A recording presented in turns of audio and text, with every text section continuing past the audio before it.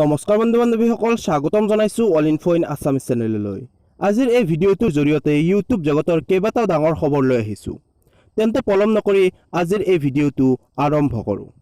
প্ৰথম খবৰটো আহিছে ডিম্পু বৰুৱা আৰু বিকাশ চেত্ৰীৰ ফালৰ পৰা। ডিম্পু বৰুৱাই এখন কাপোৰৰ ষ্ট'ৰ খুলিছিল, তাৰে পিছতে বিকাশ চেত্ৰীয়েও কাপোৰৰ ষ্ট'ৰ খুলিলে। প্ৰথমে ডিম্পু বৰুৱাৰ ষ্ট'ৰখন চাওঁ আহা। হেৰষ্ট বহুত হেৰষ্ট কৰিলো, সেইবাবে হেৰষ্ট.comত আমাৰ অফিচিয়েল মাৰ্চেণ্ডাইজ চলা পাব, হুডি হেৰষ্ট, তাৰপিছত আৰু বেলেগ বেলেগ ট্ৰেভেল ক্ৰেটছ স্পৰ্টছ এইবিলাক আমি অতি শীঘ্ৰে হেৰষ্ট.com কোনদিনাৰ পৰা আহিব ভাই, কোনদিনাৰ পৰা আহিব? চানডে ন? আমি সকলোৱে কৰি আছো ৰবিবাৰৰ পৰা আপোনালোকে হেৰষ্ট.com ৱেবছাইট এটা থাকিব য'ত এইবিলাক চলা অতি কম দামত সুলভ মূল্যত কিনিব পাব।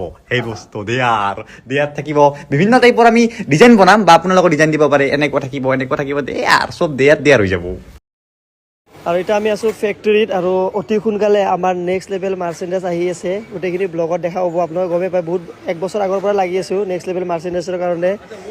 এতিয়া আমাৰ পূৰা নেক্সট লেভেল মাৰ্চেণ্ডাইজ আহি যাব। দিয়ক দাদা, দিয়ক এইটো টুপিকেইটা, এইটো চাওক, নেক্সট লেভেল মাৰ্চেণ্ডাইজ আহি যাব অতি সোনকালে। পূৰা টুপি ৰেডি হৈ গৈছে, ভাল লাগছে ন? চব নেক্সট লেভেল মাৰ্চেণ্ডাইজ আহি আছে।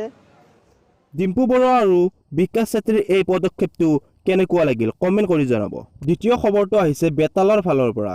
বেতালে এটা ভিডিঅ'ৰ জৰিয়তে জনাইছে যে বেতালৰ ঘৰৰ ওচৰত এখন ক্ৰিকেট লীগ খেলা অনুষ্ঠিত হ'ব। এই বিষয়ে বেতালে কি জনালে শুনো আহা। মোৰ ঘৰতে, মোৰ গাঁৱতে এখন দিবানৈশে ক্ৰিকেট প্ৰতিযোগিতা হৈ আছে, মস্তি খেলা একদম। 9জনকৈ থাকিব এটা দলত, ভৰ্তি মাৰিছিল মাত্ৰ 1,000 টকা, আৰু প্ৰাইজ মানি 20,000 টকা, আৰু ছেকেণ্ড পুৰস্কাৰ 15,000 টকা, আৰু কোনো অন্বেষণ নাই। ধুনীয়া খেলা হয়। যোৱাবাৰ আপোনালোক যোনজন আছে গম পাইছে, আৰু যোনজন যোৱাবাৰ অহা নাই এবাৰ আহক আৰু জইন কৰক, 9টা চলিলৈ আহক, খেলক, প্ৰাইজ লৈ গুচি যাওক। কৰ্মসূচী দৌৰপাংগন মই নাম্বাৰ এটা দি দিছোঁ আপোনালোকক, আৰু এটা ইমেইল এটা মই একাউণ্ট দি দিছোঁ, তাক কণ্টেক্ট কৰি গোটেইখিনি ডিটেইলছ পাই যাব আপোনালোকে। আজিৰ এই ভিডিঅ'টোৰ তৃতীয় খবৰটো ওলাইছে মুস্তাফিজুৰ ৰহমানৰ ফালৰ পৰা। মুস্তাফিজুৰ ৰহমানে ৰাকিব শ্বৰ্ট ফান নামৰ ইউটিউব চেনেল এটাত 3টা কপিৰাইট ষ্ট্ৰাইক লগাই ডিলিট কৰি দিলে। এই বিষয়ে কি ক'লে শুনো আহা। এতিয়া কেমেৰা এইটো ল'ব লাগে, লাইটটো অকমান চাইড, ইয়েছ। এইটো কি লেখা আছে যদি আপোনালোকে যদি ইয়াতে দেখিব পাৰিছে, মই জুম কৰিছো অকমান, অলপমান জুম কৰিছো, ঠিক আছে। মই এইফালে টানি দিছো, এইফালে, ঠিক আছে হা। এইটো চাওক, your 3 copyright strikes, your account will be terminated on 27 December. চাইছে? এইটো ওপৰত যদি এনেকৈ মই টানো, তেনেহ'লে আপোনালোকে নিশ্চয় দেখা পাব। চাওক, এইটো ৰাকিবৰ চেনেল, ইয়াতে ষ্ট্ৰাইক খাইছে 3 of 3, ঠিক আছে।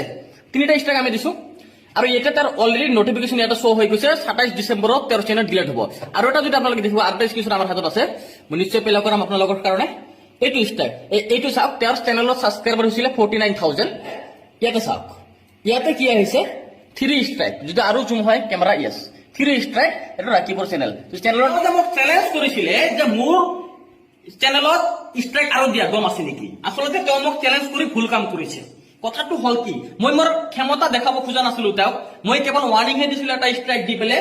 তেওঁ কৈছিলে মই ভুলতে বোলে ট্ৰাই কৰোতে হঠাৎ তেওঁৰ চেনেলত এটা ষ্ট্ৰাইক গুচি গৈছে, আৰু মই ছচিয়েল মিডিয়াত হিৰো হ'ব খুজিছো। ঠিক আছে, মই কোনো হিৰো হ'ব খোজা নাই, যিটো দম আছে, যিটো কৰিব পাৰো সেইটো কৈছো। আৰু এইটো CMS ডেছবৰ্ডৰ পৰা মাৰা ষ্ট্ৰাইক। তুমি যদি কাউণ্টাৰ নটিফিকেশ্যন কৰা, তোমাৰ গোটেই খানদান মিলি যদি কাউণ্টাৰ নটিফিকেশ্যন কৰে, কেতিয়াও তোমাৰ কাউণ্টাৰ নটিফিকেশ্যন ইউটিউবে একচেপ্ট নকৰে, ৰিজেক্ট হৈ যাব, ঠিক আছে। তোমাৰ চেনেল 27 তাৰিখে ইউটিউবৰ পৰা চুৱাহা হৈ যাব। অৰ্থাৎ তোমাৰ ইউটিউবৰ পৰা চেনেল 27 তাৰিখে চুৱাহা হৈ যাব, মানে গায়ব হৈ যাব, ঠিক আছে। ইণ্টাৰেষ্টিং কথা, তোমাৰ যিটো নতুন চেনেল, তুমি যে ভাবিছিলা নতুন চেনেল বনাম বাবা, তাতে 2টা ষ্ট্ৰাইক মাৰি থৈছো।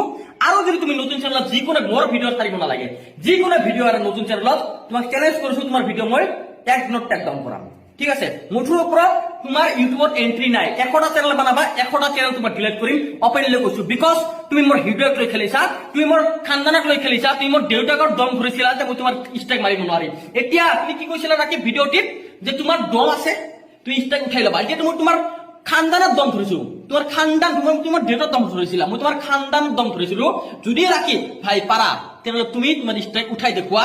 নেক্সট টাইম যদি ৰছ কৰা কৈ থাক, তোৰ যদি ফেচবুকত এটা ভিডিঅ' পাওঁ তোৰ ৰছ কৰা, তোৰ ফেচবুক পেজৰ 110% ডিলাইট কৰাই দিম এইটো মোৰ অপেন চ্যালেঞ্জ ৰাখিবৰ সৈতে ৰাখি কি কৈছিলে গাল ফাটা কিবা গম নাপাই এনেকুৱা ধৰণৰ কিবা ৰস কৰিবি ৰস কৰ ভাই ৰস কৰ এই কথা ইউটিউব চেনেলটো তো ডিলেট মই ষ্ট্ৰাইক খুলি নিদিওঁ মই তোমাক কৈছো ষ্ট্ৰাইক খুলি দিম 100 বাৰ কৈছো ৰাইজৰ আগত কৈছো মই কৈছো অলপ টাইম লাগিব কিন্তু তুমি ধৈৰ্য ধৰা নাই মই গালি গালাজ দিছা মই বোলে মোৰ ক্ষমতাৰ তুমি মানে অপমান কৰিছা কি কৈছা মই বোলে ভুলতে ষ্ট্ৰাইক মাৰো চ' ননসেন্স এনেকুৱা নহয় সঁচা ষ্ট্ৰাইক মাৰিছো আৰু ইউটিউবত তোমাৰ 100% কোনো দিনৰ জাগা নাই ইউটিউবৰ ষ্ট্ৰাইক তুমি যদি মোৰ আহি ধৰিটো ধৰা তোমাৰ ষ্ট্ৰাইক কৰি নুঠাও ঠিক আছে খেচৰা কথা ইউজ কৰি যে ইউটিউবত আহে তেওঁলোকৰ চেনেল এনেকৈ যে দেখুৱাই এনেকৈ ডিলাইট হৈয়ে থাকিব ঠিক আছে আৰু চেনেল বনোৱা আৰু এনেকৈ গালি গালাজ দিয়া আৰু তোমাৰ চেনেল ডিলাইট হ'ব এতিয়া ফেচবুকত যদি মই তোমাক ভিডিঅ' দেখা পাওঁ টকা পোৱা তো ফেচবুকত যদি 30,000 টকাৰ পৰা যদি বঞ্চিত হ'ব নোখোজা আজিৰ এই ভিডিঅ'টোৰ শেষৰ খবৰটো ওলাইছে ফুকন পাঠকৰ ওপৰত ফুকন পাঠকে এইবাৰ সাহসী বঁটা লাভ কৰিলে মোৰ এই ইউটিউব চেনেলৰ ফালৰ পৰা তেওঁক শুভেচ্ছা জ্ঞাপন কৰিলোঁ আৰু এই ভিডিঅ'টো শেষলৈ চোৱাৰ বাবে আপোনাকো ধন্যবাদ জ্ঞাপন কৰিলোঁ।